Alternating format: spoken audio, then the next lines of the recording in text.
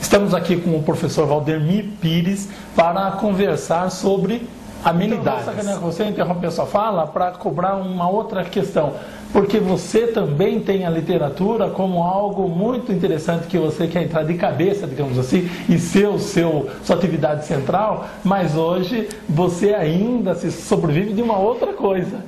Não estaria aí um exemplo real desse processo de transição gradual para se chegar numa condição ideal daquilo, de poder fazer aquilo que você de fato escolheu e gosta plenamente?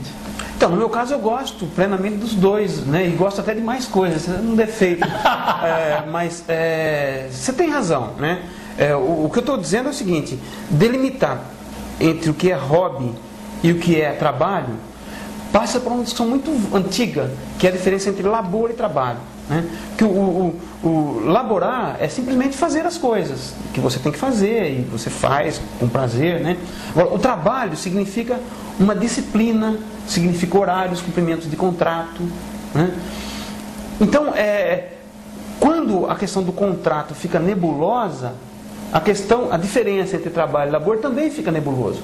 A grande questão é você fazer o que você gosta, porque até aí, voltamos à economia, aquilo que você faz melhor, faz com mais produtividade, né? O Adam Smith dizia isso, quer dizer, o que é a nação ficar rica, né? Voltando para a economia? É cada um fazer aquilo que faz melhor. Então, até do ponto de vista da economia, se cada um pudesse se dedicar àquilo que faz como hobby, sendo remunerado, seria a melhor economia do mundo, né? Agora, como é que você encontra canais para que todo mundo faça aquilo que gosta? Se todo mundo for fazer aquilo que gosta, ninguém vai catar lixo. Se todo mundo for fazer aquilo que gosta, ninguém vai ser faxineiro, né? Então o problema é como é que você consegue um mecanismo, e esse mecanismo se chama mercado, para obrigar as pessoas a fazerem aquilo que elas não gostam. Porque para fazer aquilo que elas gostam, é tranquilo. Este que é o dilema do futuro, que a internet não vai resolver. Porque alguém vai ter que catar o lixo. Alguém vai ter que ser empregado doméstico. Alguém vai ter que fazer coisas que as máquinas não farão. E parece que na Europa já isso é uma coisa recorrente. Ou seja, os imigrantes são usados para mão de obra nesses setores onde o europeu não quer mais trabalhar. Na Europa você pode até acioná-los pela internet, né? Você pode ter até um faxineiro, porque lá eles ganham bem, porque a escassez. Você aciona o site do faxineiro, né? Olha, bota lá na internet, estou dando uma sugestão aqui para as empregadas domésticas, aquelas que têm uma clientela, bota lá um site, né? Fazer um blog é coisa super fácil, pega o filho da vizinha aí, bota lá, sob encomenda, né? A internet até ajuda nisso, mas quem que vai fazer efetivamente a faxina que ninguém quer fazer? Né? Não, entendi, mas eu acho que as coisas... Eu sou otimista, cara, por natureza, e não consigo ver o mundo diferente. Eu acho que as coisas, elas tendem para uma evolução natural. O que eu nunca gostei, e você já falei isso para você, é daquela ideia de intervenção. Isso eu não gosto, nem intervenção militar pela direita, nem militar pela esquerda. Então eu acho que o sistema ele não é o ideal, e alguém já disse isso com mais propriedade do que eu, mas ele, entre os que não prestam, ele é o mais eficiente.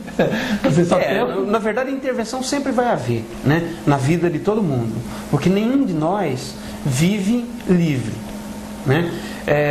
Você está fazendo aqui agora o que você gosta, eu também, né? Mas hoje é um sábado à tarde. Estamos livres, já ganhamos a nossa.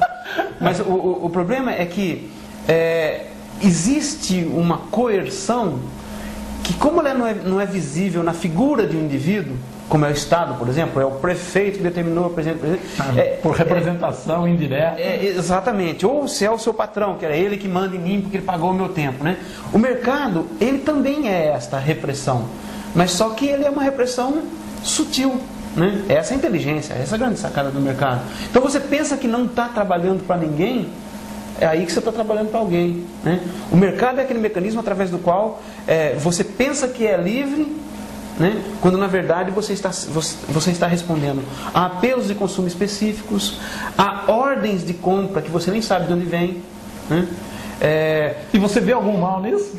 Não vejo nem bem nem mal. Eu vejo uma circunstância a que estamos condenados enquanto indivíduos vivendo em sociedade, que, entretanto, algumas pessoas dizem, este é o ponto melhor de chegada.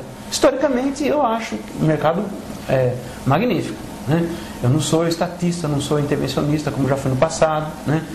Porque você vai vendo os lados disso, né?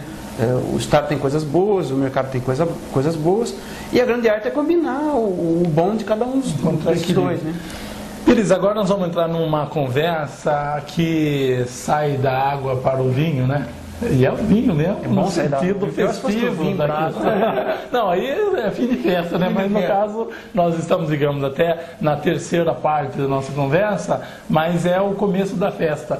Literatura, Pires, você está bem mais avançado nos seus exercícios literários e hoje você está convicto de que esse é um caminho que você deve continuar seguindo e com, como se diz, com dedicação ou determinação, você pretende chegar a algum lugar. Qual é esse lugar, Pires? Com a literatura?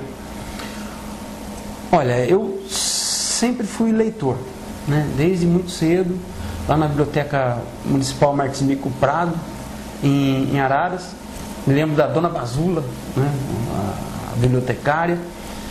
E eu sempre ficava intrigado com os livros, né? Principalmente de literatura. Por exemplo, livros técnicos eu sabia para que eles serviam. Era para ensinar alguns fazeres e como é que eu sobreviveria. E aí eu lia literatura e gostava. Mas eu perguntava assim, por que eu estou lendo isso? Só para me divertir? Eu poderia me divertir de outra maneira, né? Poderia jogar futebol, coisa que nunca fiz. Poderia ir ao cinema, poderia viajar. Com que idade isso? 11, 12 anos. Né? Não dava ainda para pensar em namorada. Não, claro, a gente sempre tem esses interesses, né? Não, eu digo isso porque eu comecei a pensar em namorada com 22 anos. Até as pessoas desconfiaram da minha masculinidade por causa disso. Sim. Eu era um moleque de mato, de Exalc, e eu tinha muito mais preocupação com os caquis maduros ou verdes, ou como amadurecer um caqui, que é uma ciência, do que como que funcionava uma mulher. Além da minha mãe e das minhas irmãs, o resto era um terreno nebuloso que pouco me interessava. Depois, obviamente, eu mudei. Então, mas mesmo depois que o interesse por mulheres avançou, como é natural, ainda assim eu seguia com essas leituras e aí observando mais as mulheres também na literatura, né? Que elas são muito importantes na literatura e os homens para as mulheres também. Ou seja, essas relações homem e mulher são uma porcentagem muito grande de toda a literatura, né? Porque é uma parte muito importante das nossas vidas. O amor, a traição, o ódio, a vingança, isso, as guerras. As relações em geral e em específico as relações homem e mulher, né? Grande parte da literatura. Agora, eu continuava com essa dúvida mesmo mais tarde, né? Então, o que eu fazia quando eu tinha de 13 a 14, até 15 anos mais ou menos? Primeiro, eu sabia que ler era prazeroso. Segundo, eu sabia que ler era importante, né? Por conta do ambiente escolar, etc. Então eu combinava, né? Uma semana eu lia coisas de instrução, né? E outras de prazer. Então eu não sabia direito o que era literatura. E até no momento achei que ela poderia ser assim, uma coisa mais moral. Tipo assim, eu vejo que um personagem fez isso e não se deu bem, então eu aprendo ali que eu não devo fazer, né? E foi útil isso, serviu para alguma coisa. Mas continuei lendo, né? Mas demorou para perceber qual é a função da literatura, que aliás é uma discussão interminável que se faz hoje, né? Mas a literatura permite um olhar sobre o mundo que nenhum outro segmento de conhecimento permite.